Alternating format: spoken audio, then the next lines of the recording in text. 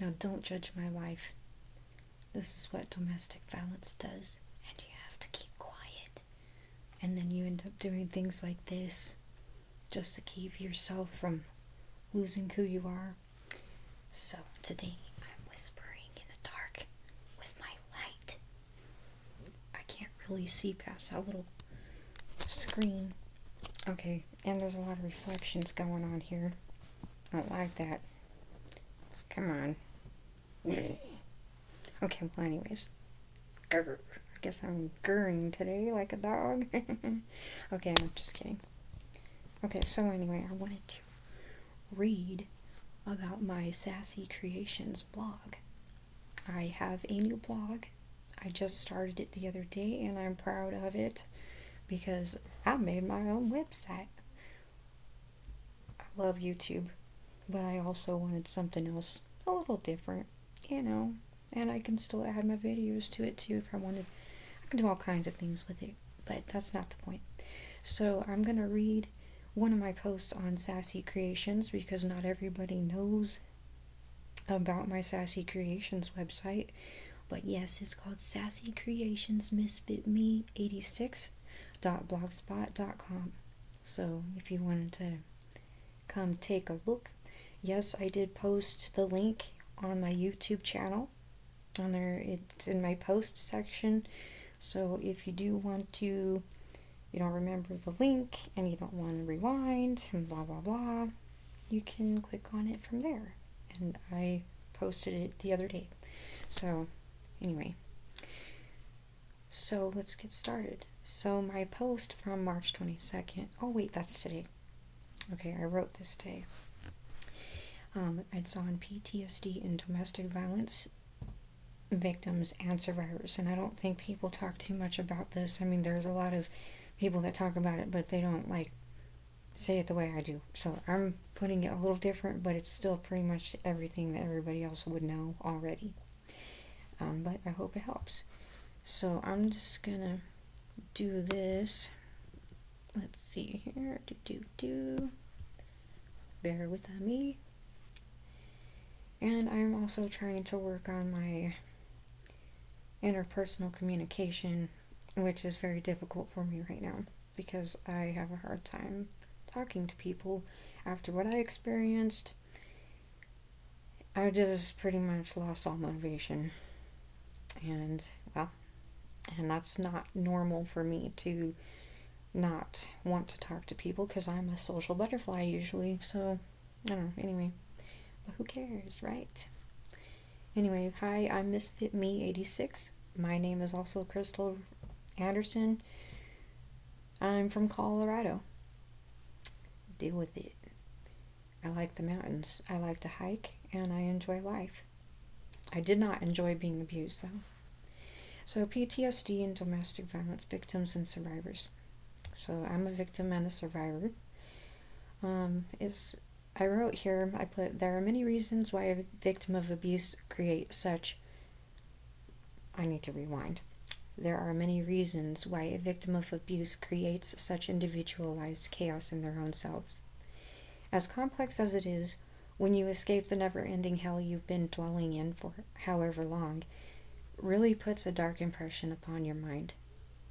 No one wants to be tormented any time of the day.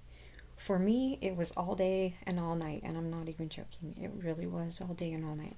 There will never be a day that goes by that I don't think about what happened to me. Post-traumatic stress disorder is defined as a mental health condition triggered by experiencing or witnessing terrifying events causing long-lasting symptoms like flashbacks, nightmares, severe anxiety, and uncontrollable thoughts about the event. It keeps the body in a constant fight or flight state, leading to chronic physical, emotional, and social side effects.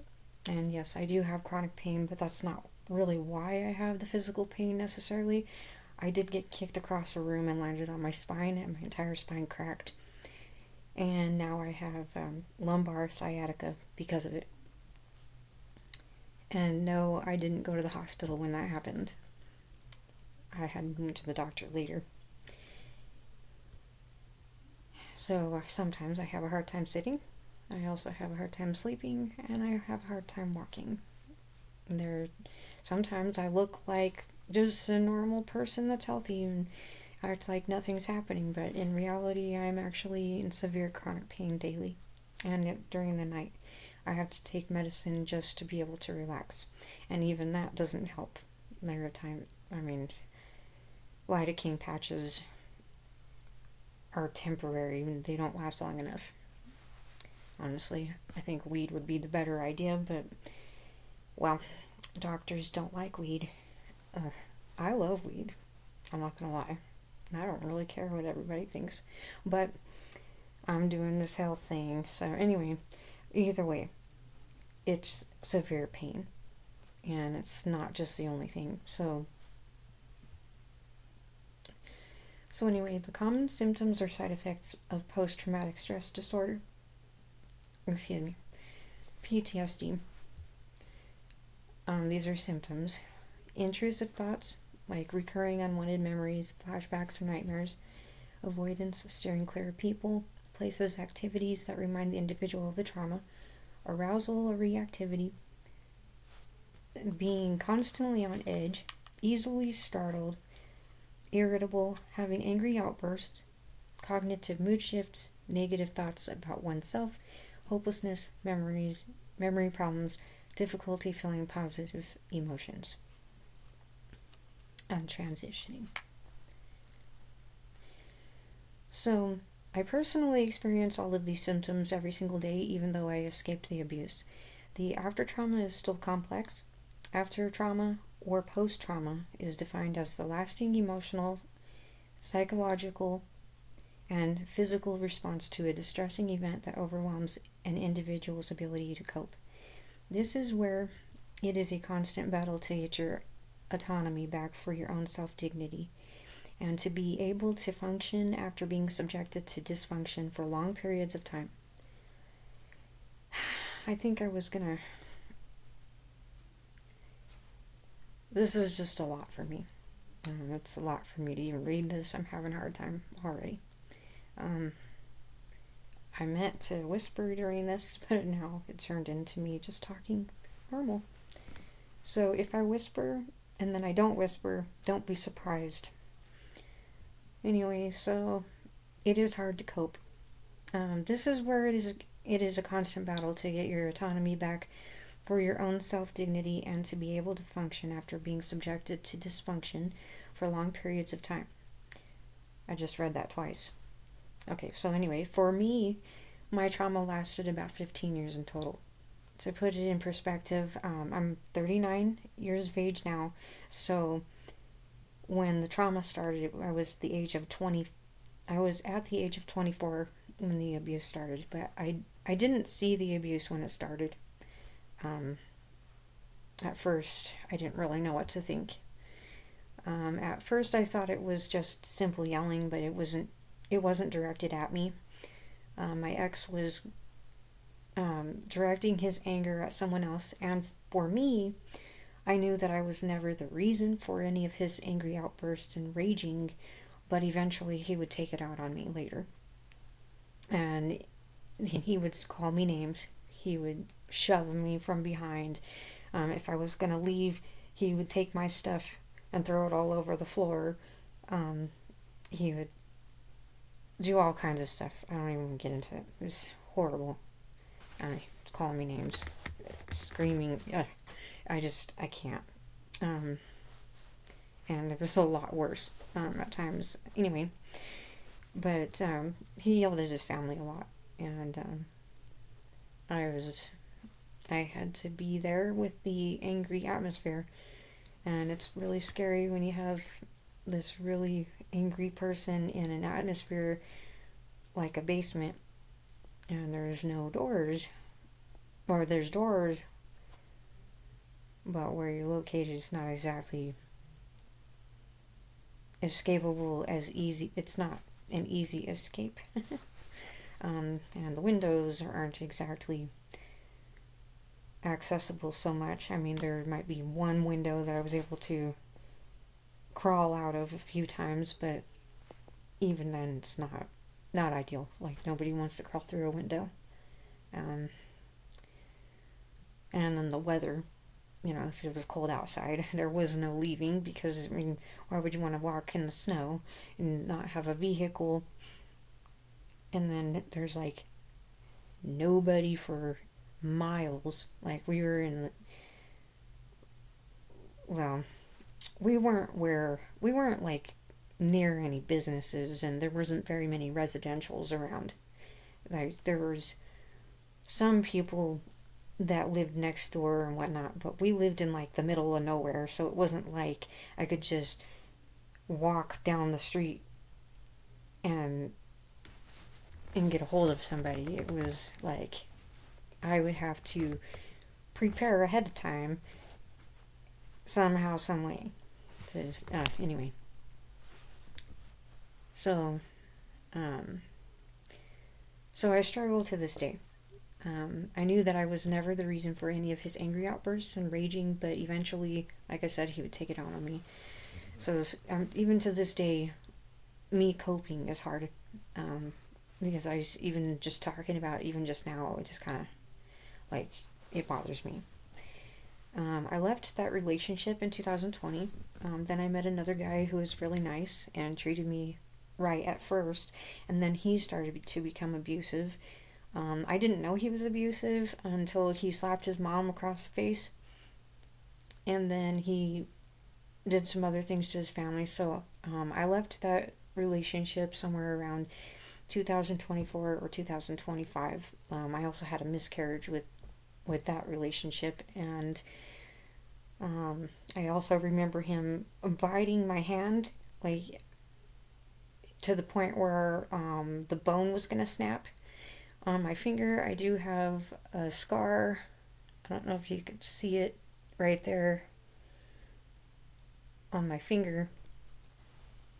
It's right there from where he bit me.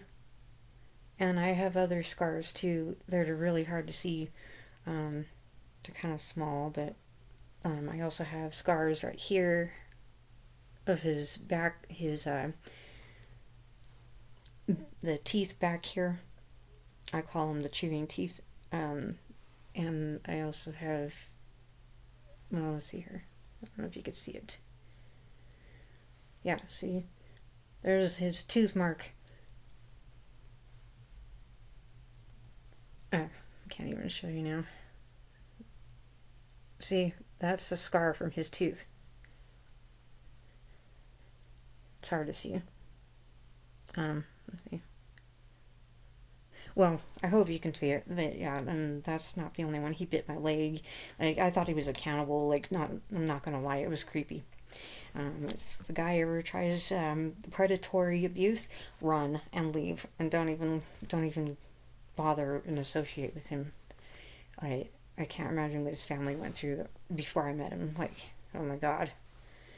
So anyway, so I left because he also tried holding me hostage in a tent. While just a number of things. I'm not comfortable with that situation. He was very dysfunctional, and he didn't care about anything other than what he could get from everybody else. Anytime I had money, it was I need that money, and he would go buy whatever he wanted with it, and I would be left with nothing. So it didn't matter either way. I was like, well, what's the point in having anything if I'm never going to have anything in the beginning? I mean, seriously. I was like, I'd rather eat and take a shower than have anything that he can steal. It wasn't going to matter at the end of the day. So anyway, so I left that relationship. So about 15 years of abuse did me no good. So no one deserves to be abused in any way, shape, or form. Being screamed at all day, chased, slapped, punched, kicked with boots with a hard toe. I was bit. I was slammed to the ground by the second abusive relationship. He ran after me after I was trying to escape. I was running away, and he was like, "You fucking." Oh, I'm sorry. I can't put that in there. Beep beep beep.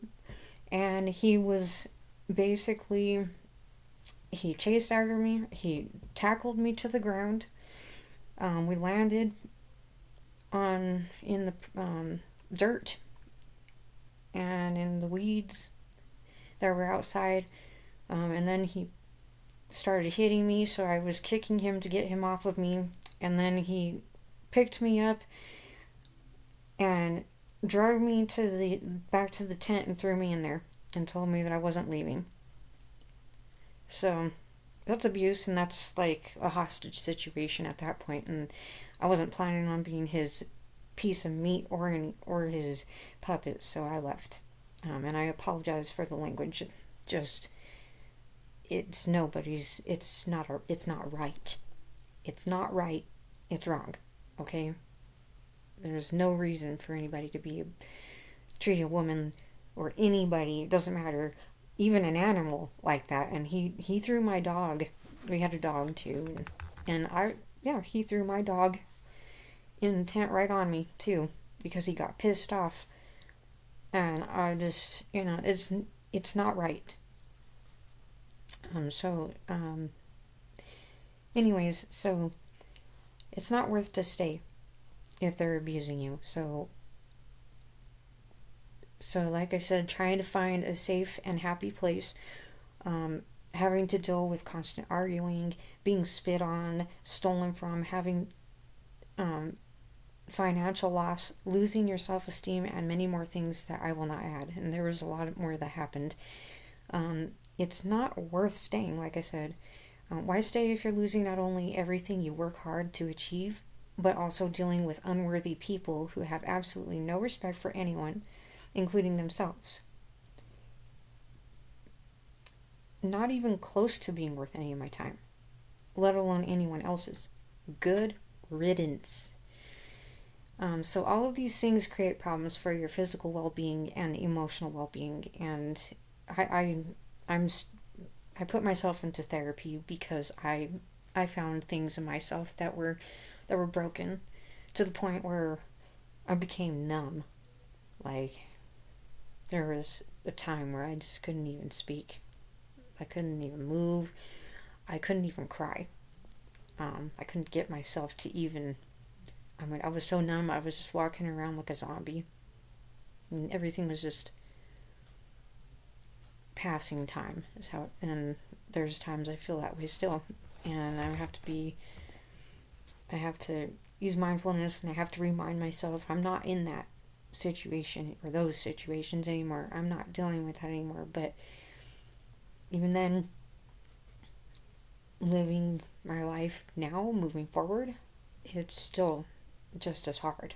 And it's hard for me to even do this video. I don't know, something said I needed to do something like this, and well, here I am. So, and it's hard for me to share my experience with other people because there are people out there that don't understand what trauma is or feels like, and there are people that will exploit it or minimize it because they think that it's nothing when they weren't there. They couldn't see what was happening. They didn't know what was happening, and how could they if they weren't there? I mean, it's my experience, not theirs. And there were people that did witness it. There were people that witnessed my ex biting me on my face at a bus stop in broad daylight, right in front of two or three different people. Security guard got involved in everything, and I'm just like, what in the world is wrong with you? Why would you do that? Get off of me. Go away. If you're gonna be like that, get away from me. And there's no talking to a psychopath. Anyway, so side effects, okay, like I said, so all of these things create problems for your physical well-being and your emotional well-being. So side effects of PTSD that, if left untreated, okay, and if you're not diagnosed with it, and I went for years not knowing that I had PTSD or major depression, and then when I went to therapy and they were like, you suffer from trauma and you're in a state of shock. And I had no clue that I was even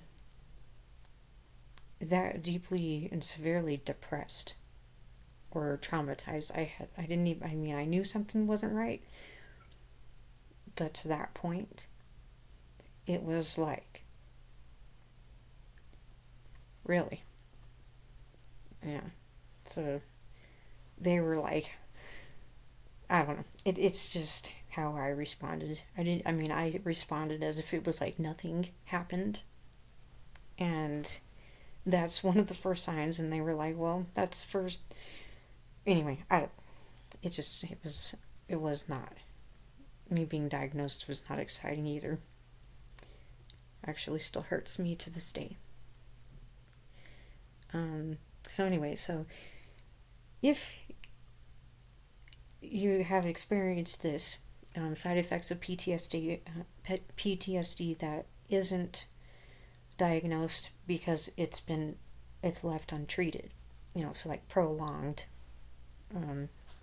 symptoms before seeking help from a doctor or therapist. You get physical health, okay, your chronic pain, cardiovascular disease, autoimmune diseases, increased susceptibility to diseases. And for me, I already have asthma, so that's considered like a cardiovascular disease, but it's upper respiratory pulmonary, and because it's a respiratory disease basically. So anything respiratory deals with your heart anyway, to some level. And asthma doesn't help anything. So when you're going through PTSD and depression, and you have asthma on top of that, and then I have a back injury. I have lumbar sciatica, so on top of that, and I also get cluster migraines even before the abuse started, and I get some small seizures once in a while. So that's scary, and especially when you're being abused, you don't have any, there's no red flag beforehand sometimes, because you never know. Like when I was being abused, there were times nothing would be going on, it'd be a good day, and then all of a sudden, out of nowhere, boom, just trauma and negative situations, and just poor treatment altogether, and just worthless behavior that nobody deserves. And it sucked. Anyway, so mental health, co-occurring depression, high anxiety levels, increased risk of suicide and self-harm. Yes, I did try. Well, you can't really see, but at one point I didn't want to be in pain anymore. So, and according to the crisis center, because I was in a acute crisis center for people who were victims, and a.k.a. was involved, because of course when somebody is being abused, the hospital is responsible to report any abuse and domestic violence to any victim, especially anything like that. And so, so the police and domestic violence, and there was an automatic restraining order put on my ex, because my ex was not allowed to see me. Now the second abusive relationship that I was in, that never happened, but I didn't let that get that far, so because I actually ended up leaving the relationship. I mean, after the first abusive situation I was in, it was like, oh hell no, I'm not going to be in another one. Anyway, but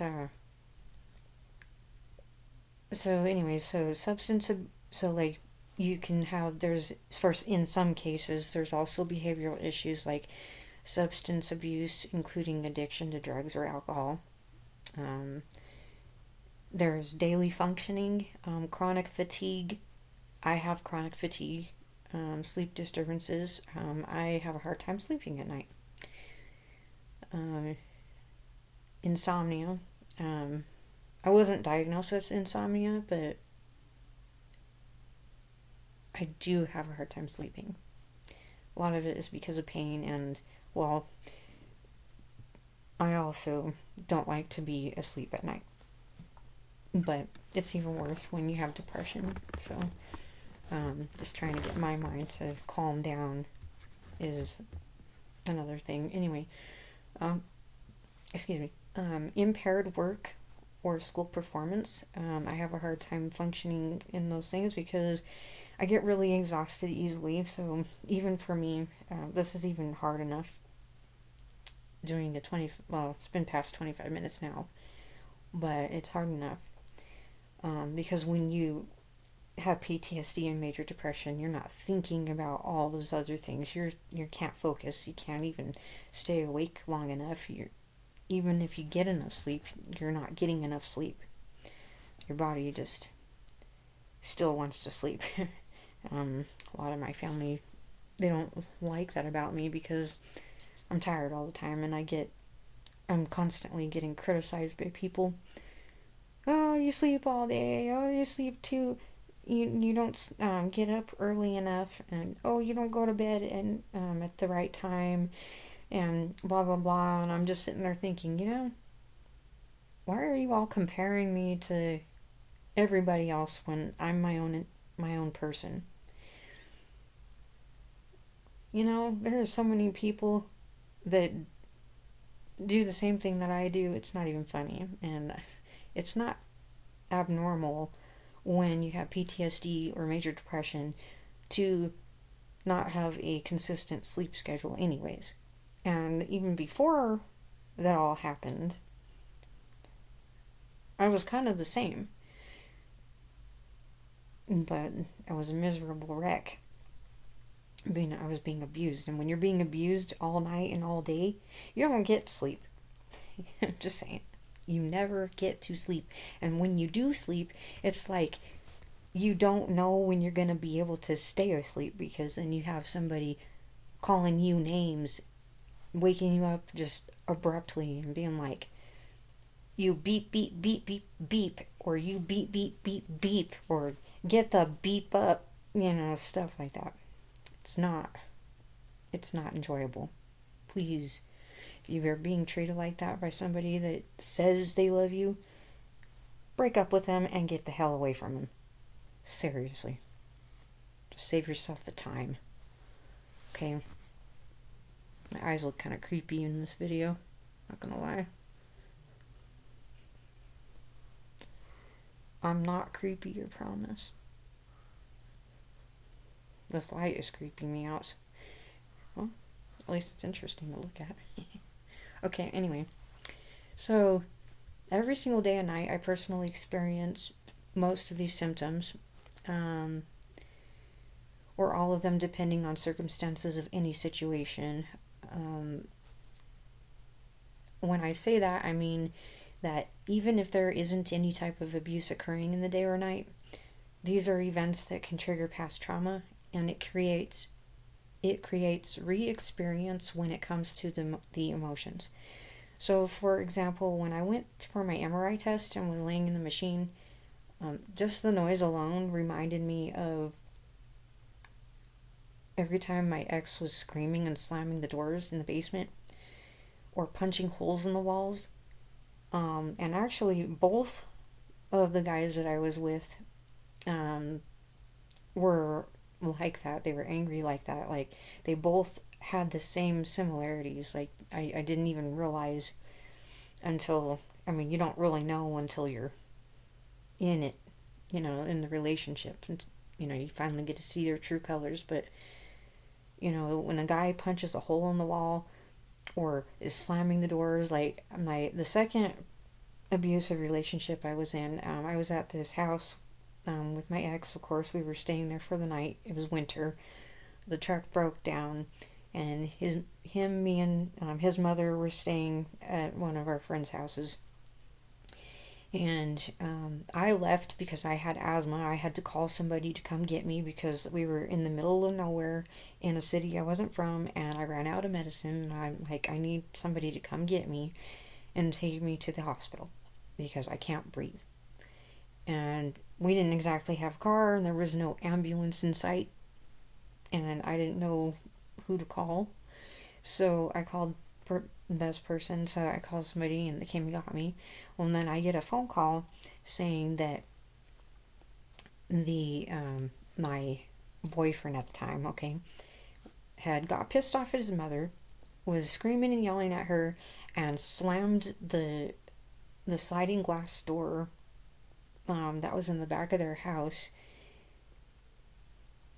slammed it shut, and all the glass shattered and was on the floor. And he didn't clean any of it up. He just left it there. He didn't fix the damage or nothing. He just trashed the place. And I don't know what him and his mom were fighting about, but this is just not that's not okay. It was terrible behavior. Dysfunctional. That's dysfunctional. Unhealthy. And he should have gone to jail for that. His mother should have called the police and should have had him put in jail. Because that's ridiculous. Has no respect for anybody, let alone their own property. He doesn't even have respect for himself or his own family or his family's property. I mean, come on. Go to someone's house and destroy their house. And you don't go somewhere and fight with your family in somebody else's house that's just letting you stay there because they don't want to see you freeze to death. Like, no. When you go to someone's house, you have respect. You treat their house with respect. And if you destroy something that you broke, fix it. Pay for it yourself. And say sorry, but never do it again. But that's not what he's going to do. He just left it there. He left it damaged. It's still damaged to this day. That door was expensive. I'm talking a really nice house. That door was over I want to say it had to have been at least a $10,000 sliding glass door. It was no cheap place. It was a nice house. And he was destroying it. He thinks he owns the place. He didn't own anything. He was just being disrespectful. And it's disgusting to me. Okay, anyways. So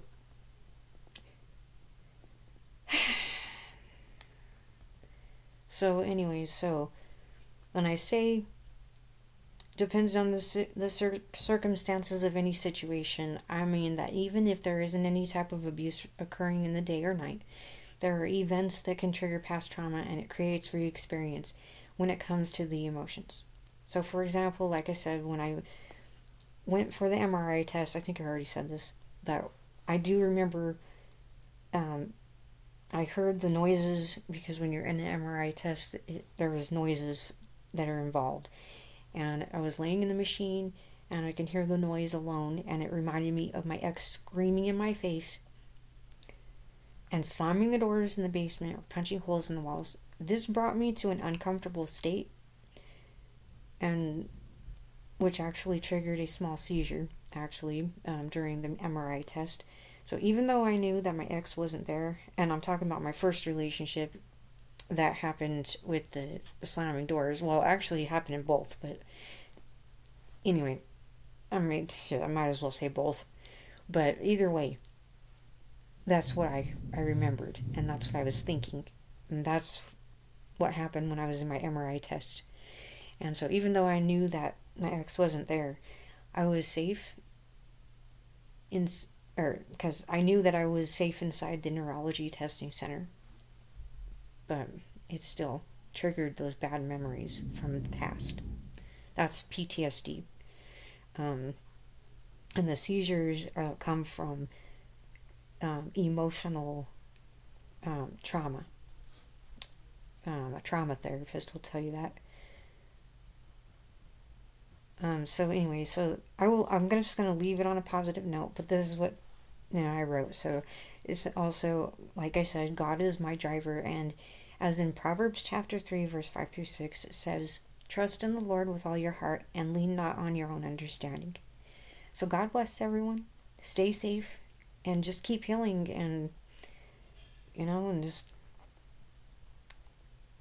do you, and just try and stay healthy as much as possible. And if you need somebody to talk to or anything, reach out, because the worst thing to do is to not say one thing. If you're being abused or treated unfairly, or even if you're not sure if it's abuse or not, or even if it's bothering you and you feel like you still need to talk to somebody, it doesn't matter. Just reach out, because somebody's always gone through something you wouldn't. I mean, you'd be surprised. No one's alone, really. All right. Well, I hope everything gets better for everybody. Everybody, like I said, stay safe and keep healing, and God bless. And again, I'm Misfit Me 86. That's my artist name. My real name is Crystal Anderson, and this is my story.